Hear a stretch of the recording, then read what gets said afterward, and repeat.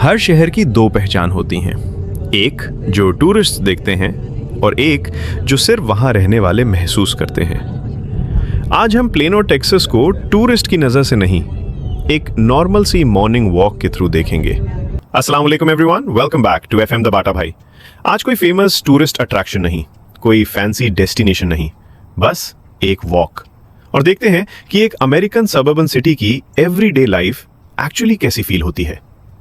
सबसे पहली चीज जो मैंने नोटिस की वो बिल्डिंग्स नहीं थी, वो रोड्स भी नहीं थी, वो लोग थे।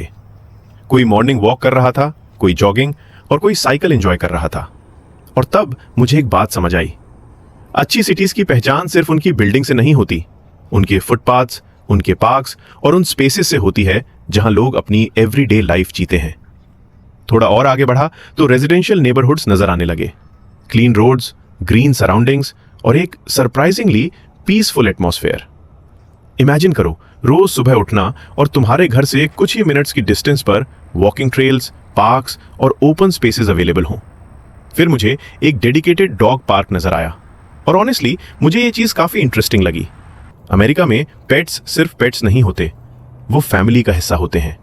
और जब एक सिटी फैमिली के हर मेंबर के लिए जगह बनाती है तो कम्युनिटी ऑटोमेटिकली थोड़ी और कनेक्टेड फील होती है। फिर मैं आगे बढ़ा और मुझे ये छोटा सा पॉन्ड मिला।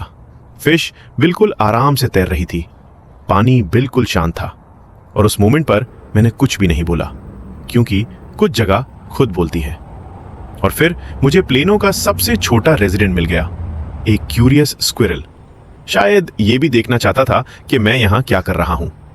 जितना मैं आगे बढ़ता गया उतना ही मुझे एक चीज क्लियर होती गई, यहाँ हेल्दी लाइफस्टाइल कोई चैलेंज नहीं लगता, ये रूटीन का पार्ट लगता है। वॉक करना, साइकिल चलाना, नेचर एंजॉय करना और फैमिली के साथ टाइम स्पेंड करना। Wide roads, clean neighbourhoods, green spaces और हर तरफ एक ऑर्गेनाइज सा फील। मुझे बार बार एक ही थॉट आ रहा था, इमेजिन रोज सुबह इसी एनवायरनमेंट में उठना। और फिर मैं पहुंचा जैक कार्टर पार्क, और यहीं मुझे प्लेनो का एक और इंपॉर्टेंट साइट समझ आया।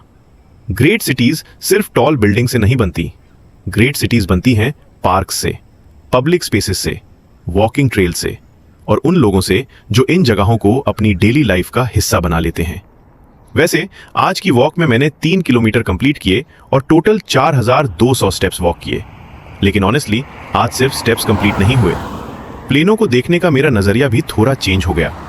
आज मैंने प्लेनो का कोई फेमस टूरिस्ट अट्रैक्शन नहीं देखा, लेकिन शायद मैंने उस वजह को देख लिया जिसकी वजह से लोग इस सिटी को सिर्फ विजिट नहीं करते, यहां अपना फ्यूचर बिल्ड करना पसंद करते हैं। शायद किसी सिटी की ब्यूटी उसकी स्काई स्क्रेपर्स में नहीं होती, कभी कभी वो एक क्वाइट मॉर्निंग, एक वॉकिंग ट्रेल, एक छोटे से पॉन्ड या एक स्क्विरल के कुछ सेकंड्स के एनकाउंटर में होती है। और शायद इसीलिए प्लेनो को समझने के लिए आपको टूरिस्ट बनने की जरूरत नहीं, बस थोड़ा वॉक करना पड़ता है। अगर आपको अमेरिका को सिर्फ टूरिस्ट अट्रैक्शंस के थ्रू नहीं बल्कि रियल एवरीडे लाइफ के थ्रू देखना पसंद है तो एफएम द बट्टा भाई को फॉलो जरूर करिए। मैं मिलता हूं आपसे अमेरिका की एक और कहानी के साथ।